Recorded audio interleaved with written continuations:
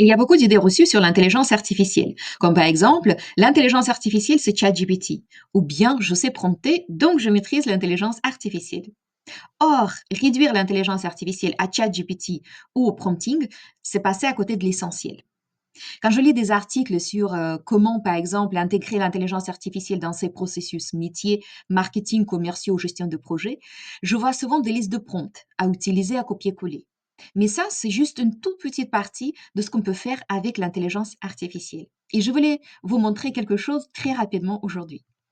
Alors, l'intelligence artificielle, c'est un domaine très très vaste, très large. C'est quoi l'intelligence artificielle? Et il y a beaucoup de définitions différentes. On pourrait la définir comme un ensemble de logiciels ou de programmes qui cherchent à imiter les capacités humaines, comme par exemple apprendre, raisonner, percevoir ou prendre des décisions. Au sein de ce domaine, on va retrouver le machine learning. Le machine learning, c'est quoi? C'est une méthode mathématique et statistique qui permet à un système d'apprendre à partir de données. Il peut ensuite faire plein de tâches différentes, comme par exemple reconnaître des objets, faire de la prédiction ou prendre des décisions sans forcément être programmé ligne par ligne. On distingue généralement deux types de données.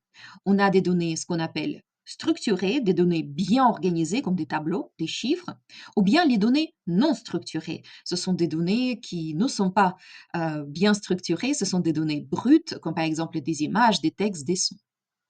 Et selon le type de données, on va avoir des usages différents.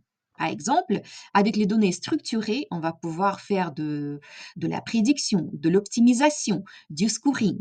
Avec les données non structurées, on va pouvoir reconnaître des images, faire de l'analyse de son ou bien du NLP, le traitement automatique du langage. C'est une branche du machine learning qui apprend à comprendre le langage humain. Et c'est là, dans cette petite case, qu'on va retrouver ChatGPT. Et donc, comme vous pouvez voir, l'intelligence artificielle, c'est un domaine très, très, très large.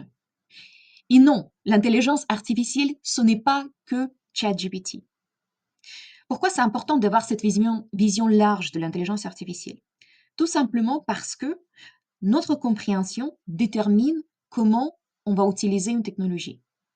Et une compréhension fausse ou limitée va mener vers des usages limités, inefficaces, voire risqués. Et donc, si vous voulez vraiment tirer parti de l'intelligence artificielle, commencez par les bases. Commencez à apprendre comment fonctionnent ces outils-là et pas par les prompts, pas par ChatGPT forcément. C'est comme ça qu'on devient acteur et pas juste utilisateur passif.